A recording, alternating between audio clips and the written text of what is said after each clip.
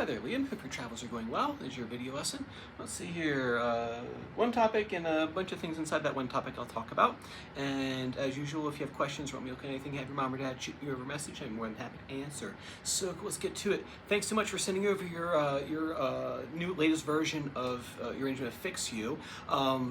A lot of good things that are happening in there, and some things to work on, as always. With things like this, where it takes a new trip down the creative side of things, really we can go into the pedantic minutia of all this and things to add to it. So what I'm going to do is I'm just going to give you kind of what I think the whole thing just kind of needs to be one big presentation. One thing that people always struggle with is like they'll come up with like one idea, and then they'll have a hard time connecting all these little ideas to make one big cohesive concept, right? Like making a movie, like it's easy to write one scene, but then to develop characters throughout the movie, that's a different matter. Or say, for example, it's easy to write one riff or one little pattern on the guitar, but then how do you connect it to all these other little patterns to make one cohesive whole thing? If you listen to songs, it's if I were to pull up like a file of like a song that I've worked on, you'll find that there's it's like splotches everywhere of things that are just kind of like pieces have been assembled over time,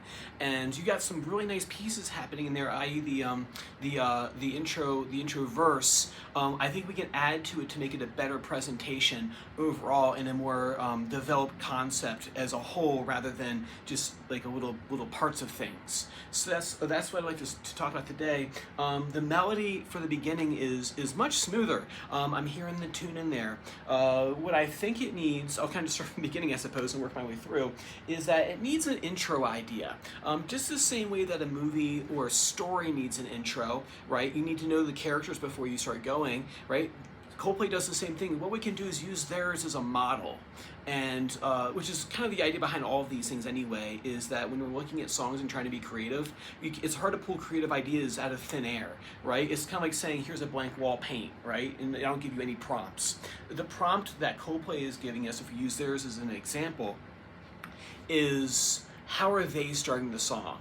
And because one day if you decide to make your own music as a legit thing, you draw upon all these source materials, and then that amalgam of ingredients becomes Liam's style, right? So it's not like, oh, Liam just thought of like new ideas off the top of his head. That's not how this stuff works. I've talked to many composers across many genres, and what I get a lot, I heard the same thing over and over again, no matter how hard I looked for a different answer. The answer was always, look at your favorite artist, write down the 5 things that they do. A concrete idea, not like I like their song, but like they use these kinds of chords, or they use these kinds of keys, or they use these kinds of textures. And then if you do that with enough artists and you start making things with it, that becomes your style. So it's not like, poof, Van Gogh popped into existence. No, he had to study with Monet, right? It's like, it's just things like that. Anyway, I can talk all day about that. So to give you something concrete to think about that intro, the organ intro in the beginning. That's it, right? If I remember right. It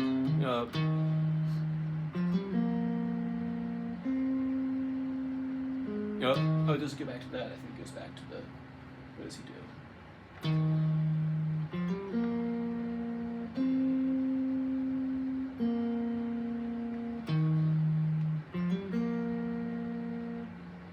So the first part.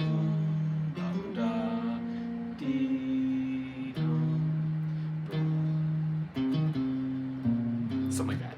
You have to listen to it again. But anyway, so I can capture the spirit of that by having that as a little intro figure for maybe 4 or 8 bars. If I did something like that.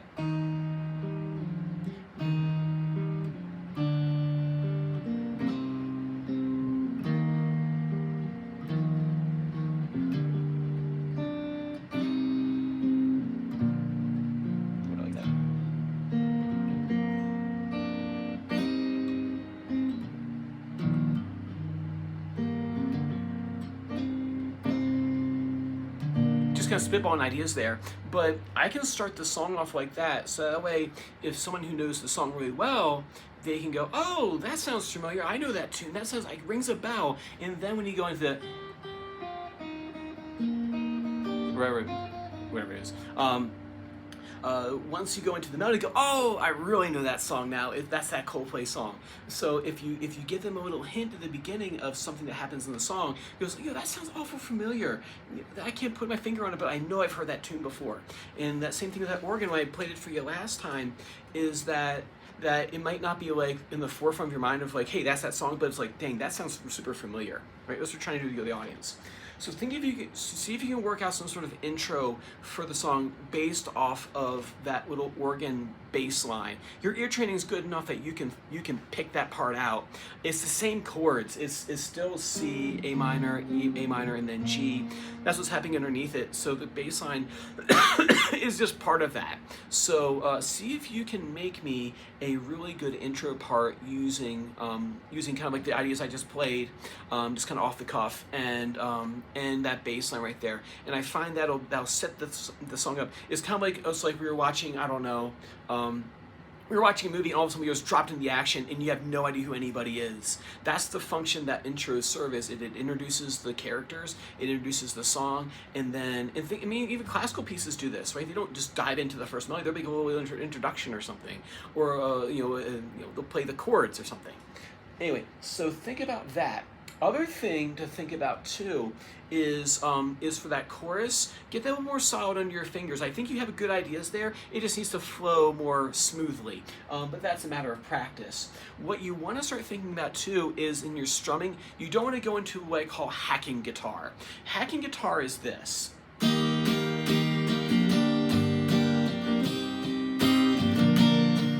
Or it's not, those chorus chords. Hacking guitar is this.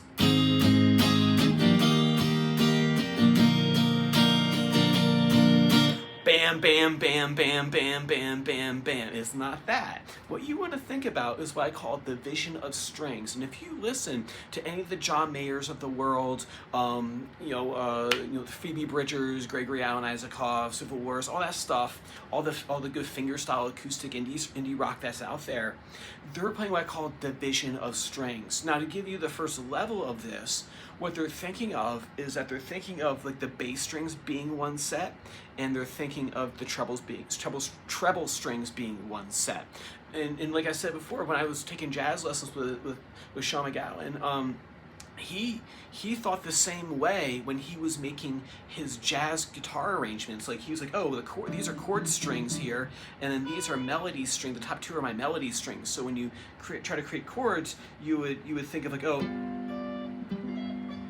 right, that would be your melody line on top, and your chords, this would be the bass, and then this would be your chord section here. That's how the jazz players think too. So as far as strumming indie guitar, or acoustic indie guitar, you can think of, like, say,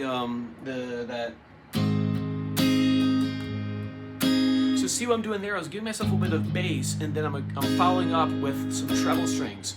So I have a handout for this with a bunch of silly little sayings that help students get to play more complex rhythms with this. I can go over that next video, but just to get you started. So say if I was playing that F chord,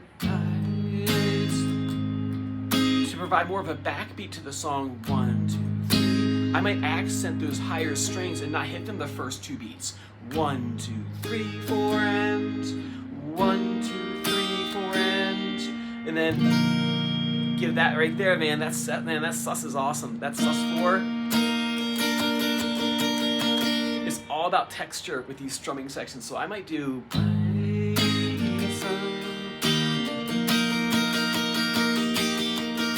Oh, what's it going to do?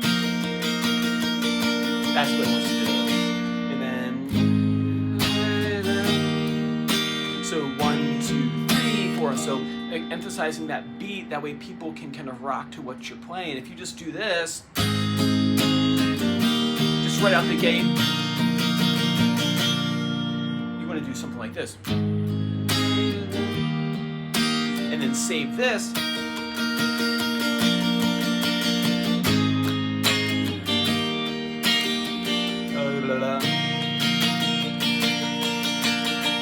So on that sus part, that's a really important part of the song.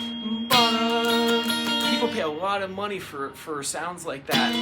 Not that sound, but this sound. I mean, that's sold a lot of Coldplay albums, man. Like that.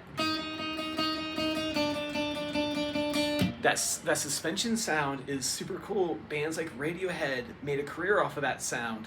All that indie British rock from the Coldplay kind of fits into that U2 sound. U2's granddaddy for all these bands. Coldplay would not be Coldplay without U2 in existence. Or Radiohead, bands like that, or Blur or Oasis. They're very important to this genre of music. So as a quick aside, what I would do is actually I would listen to a lot of the generation right before Coldplay, or maybe 2 generations before Coldplay, like U2, and then like the Radiohead, Blur, like I said, Oasis. Those would be all bands that would help you kind of figure out like, okay, if I'm going to do division of strings, what kind of rhythms are these bands doing? Anyway, it's kind of like listening to a lot of classical music when you're doing Suzuki, right? Anyway, so we have 1 bass strum, bass strum, high string. And you can go back to first time through, maybe something like this. What would it be?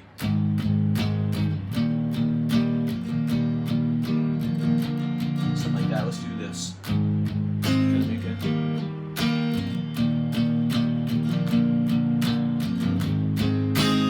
Or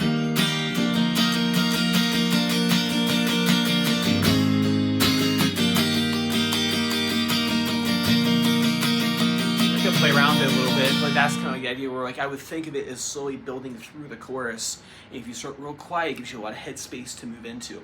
Anyway, those are kind of things to think about when you're making arrangements. So when you have a strummy part, just don't like start strumming the strings and just call it. Think about like, you know, the first time through, I might do so like F chord, C chord, G suspended, building. Doing division of strings, and then 2, and then the big one,